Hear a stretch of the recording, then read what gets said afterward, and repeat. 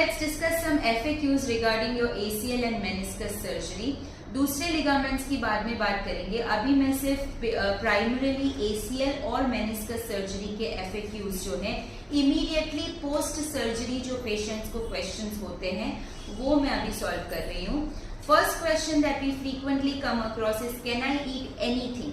Yes you can eat anything. आप कुछ भी खा सकते हैं, जो भी आपके घर में होममेड होलसम जो भी बनता है, दाल chawal roti sabzi, anything you can have. You can also have curd, buttermilk. आप खट्टा भी खा सकते हैं. यस, बट आपको अपने इनडाइजेशन की का जो है ध्यान रखना है. आपको पता होता है कि आपके बॉडी को क्या सूट नहीं करता है. So only avoid those foods which cause you indigestion. Otherwise anything homemade, yes, बाहर का जंक फूड है वो थोड़ा सा अवॉइड कीजिए for general purposes as well. और जंक फूड जो है वो इनडाइजेशन करने का मेन रीजन रहता है. So you have to avoid all those foods which do not suit your body और which make. Second most frequently asked question is when can I remove my knee brace. तो generally आपके जो hospital के physiotherapist हैं वो आपको बताएंगे कि आपको कितने दिनों तक नी ब्रेस की जरूरत है. लेकिन इन जनरल अगर इन नटशेल मैं आपको बताऊं तो ब्रेस आपको डे टाइम में व्हाइल यू आर एक्सरसाइजिंग आप निकाल सकते हो. Otherwise you have to wear it back. Secondly night time में सोते वक्त जब आप नींद में हैं तब आपको पहनना कंपलसरी है. एंड थर्डली चाहे आप नॉन वेट बेयरिंग हो, वॉकर के साथ आप जब भी चल रहे हो तब ब्रेस पहनना जरूरी है. कितने टाइम तक, कितने समय तक ब्रेस पहनना है, 15 दिन, 20 दिन, महीना, वो अलग अलग ऑपरेशंस में अलग अलग जो है उसका प्रोटोकॉल रहता है. वो आपको फिजियोथेरेपिस्ट आके समझाएंगे. Third most frequently asked question is कि क्या can I toss and turn in bed. क्या मैं बेड में करवट ले सकता हूँ, करवट बदल सकता हूँ? यस, आप करवट बदल सकते हैं. हाँ, थोड़ा सा क्यूम्बरसम रहेगा आपके लिए, बट बेल्ट के साथ आप लेफ्ट या राइट करवट बदल सकते हैं जिस भी लेग में आपका ऑपरेशन हुआ हो. यस, उल्टा लेटने में आपको थोड़ा सा केयरफुल रहना चाहिए, बट नहीं ही लेटो तो बेटर है. दोनों साइड करवट बदल के आप पिल्लो का इस्तेमाल करके अपने ऑपरेटेड लेग के नीचे पिल्लो रख के या दोनों पैर के बीच में पिल्लो रख के आपको जैसे भी कंफर्टेबल लगे आप सो सकते हैं. Frequently asked question is can I sit on a commode with my leg down. मतलब कि मैं अपना पैर जो है ऑपरेटेड लेग वाला पैर, जो ऑपरेटेड लेग जिस पे ब्रेस बांधा हुआ है वो पैर आप कमोड पे बैठे हो जब आप, तो उसमें आप नीचे टिका सकते हो कि नहीं. यस, आप जब भी सोफा पे बैठे हैं, कमोड में बैठे हैं, वॉशरूम में, उस टाइम पे आप अपना पैर नीचे टिका सकते हैं. तो पैर नीचे ना टिकाने का एक ही रूल है कि आप जब चल रहे हो तब आपका वजन उस पैर पे नहीं आना चाहिए. अलग अलग सर्जरीज में अलग अलग वेट बेयरिंग का प्रोटोकॉल रहता है. जब भी नॉन वेट बेयरिंग पे आप हो तब आप जब खड़े होके आप चलना शुरू करो, या तो खड़े होके आपको उस पैर पर वजन नहीं देना है. अदरवाइज सोफा पे बैठ के, वॉशरूम में बैठ के या तो अपने बेड पे ही बैठ के आप पैर को नीचे टिका सकते हो. Okay, fifth most frequently asked question is कि क्या मुझे पैर पूरा टाइम सीधा रखना है और सामने इस तरह से रखना है? No, it is not necessary to keep your leg straight all the time. जैसे ही आपको नी बेंडिंग की परमिशन मिल जाए तो आप थोड़ी देर बेल्ट हटा के डे टाइम में आप जैसे चाहे बैठ सकते हैं. पूरा दिन पैर लंबा करके बैठने की जरूरत नहीं है, सामने लंबा करके बैठने की जरूरत नहीं है. वॉशरूम में आपको पैर जो है सामने किसी चेयर पे रखने की, स्टूल पे रखने की जरूरत नहीं है, आप नीचे टिका सकते हैं. आप जब कार में बैठे हैं तो कार की सीट में भी आप नीचे पैर रख सकते हैं. अगर आपका घुटना बेंड नहीं हो रहा है तो भी आप नीचे रख सकते हैं. अगर आपको बेंडिंग की परमिशन दे दी गई है तो आप बेल्ट खोल के भी बैठ सकते हैं. जितना मुड़ा हुआ घुटना रहेगा चलेगा, लेकिन आप आराम से नीचे पैर टिका के बैठ सकते हैं. So it is not necessary to keep your knee straight all the time.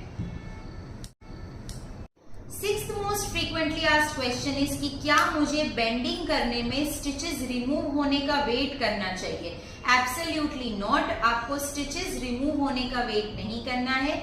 जितना बेंडिंग जेंटली आपसे होता है, आपको जब भी बेंडिंग अलाउ करें तब से आप बेंडिंग कर सकते हो without fearing about your stitches. अगर स्टिचेस हैं और आपको थोड़ा सा डर लग रहा है तो आप जेंटली उसको बेंड कीजिए, फोर्सफुली बेंड करने की जरूरत नहीं है। हाँ, अगर किसी चीज के लिए आपको स्टिचेस रिमूव होने का इंतजार करना है तो वो है बाथिंग। आपको नहाना नहीं है, आपको वहां पे पानी नहीं लगाना है, आपके जो स्टिचेस वाला एरिया है वो गीला नहीं होना चाहिए। So if you seventh most frequently asked question is कि अगर मैं नॉन वेट बेयरिंग पे हूँ, मतलब कि अगर मुझे वॉकर से लंगड़ी करके चलना है तो मैं दिन में कितना चल सकता हूँ या मुझे दिन में कितना चलना चाहिए। तो देखो, चल तो आप जितना चाहे चल सकते हैं। आपको घर ही घर में अगर कोई काम है, अगर आपके यहाँ पे हेल्प कम है और अगर आपको बार बार उठना पड़ रहा है तो आप जितना चाहे चल सकते हैं। लेकिन अगर आप पूछोगे कि मैं कितना चलूं तो बेटर है, तो ना इसमें कोई नुकसान है ना इसमें कोई फायदा है। आप बहुत ज्यादा चलोगे तो हाँ, एक नुकसान है कि आपका दूसरा पैर जो है वो कॉम्प्रोमाइज, दूसरा घुटना जो है वो कॉम्प्रोमाइज होने लगेगा, क्योंकि लंगड़ी करके आप जो वॉकर से चलोगे उसमें आप दूसरे पैर का इस्तेमाल करोगे। तो हाँ, आप अगर कम चलोगे और आप एक्सरसाइज पे ज्यादा फोकस करोगे in your non weight bearing phase, तो वो आपको कोई नुकसान नहीं करने वाला है। बट यस, बहुत ज्यादा चलने से कोई फायदा भी नहीं होने वाला है। 8th most frequently asked question is कि ये पेन सबसाइड कब होगा and when should I really start worrying.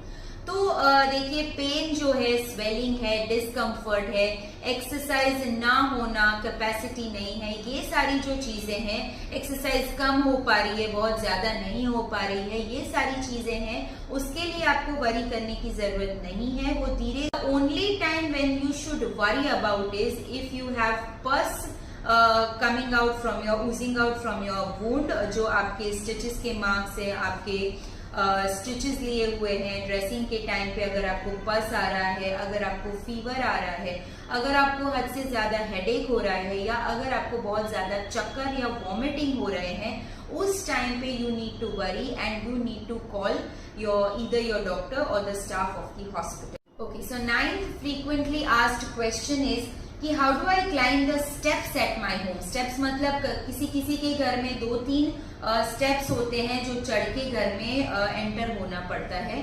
तो अगर आप नॉन वेट बेयरिंग फेज में हो और वॉकर के साथ चल रहे हो, तो या तो आपको कोई उठा के घर में लेके जाए, ये बेटर रहेगा।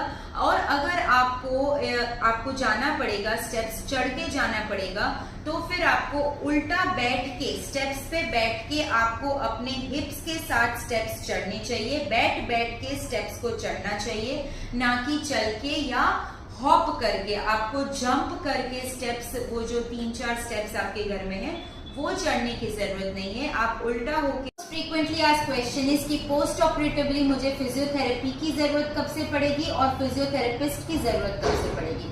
सो पोस्ट ऑपरेटिवली डे 1 से ही physiotherapy becomes the most crucial part of your rehabilitation. तो फिजियोथेरेपी तो आपको दूसरे ही दिन से, मतलब ऑपरेशन के दूसरे ही दिन से सुबह से स्टार्ट कर देनी है और पूरा दिन करते रहना है ऑन रेगुलर इंटरवल्स। आपको हॉस्पिटल के फिजियोथेरेपिस्ट के पास ही सीख लेना है। सेकेंड, फिजियोथेरेपिस्ट की जरूरत जो है वो डिपेंड करता है, अगर आपको लगता है कि आप एक्सरसाइज अपने आप बहुत डिलिजेंटली कर पाएंगे जो भी आपको सिखाई गई है, तो आप थोड़ा सा वेट करके 10-15 दिन के बाद, after getting a little comfortable, आप फिजियोथेरेपिस्ट के पास करवा सकते हो। अगर आपको लगता है कि आप बिल्कुल ही खुद से नहीं कर पाओगे, आपको गाइडेंस की जरूरत तुरंत ही रहेगी, तो अनडाउटेडली आपको राइट अवे फिजियोथेरेपिस्ट जो है वो हायर कर लेना चाहिए।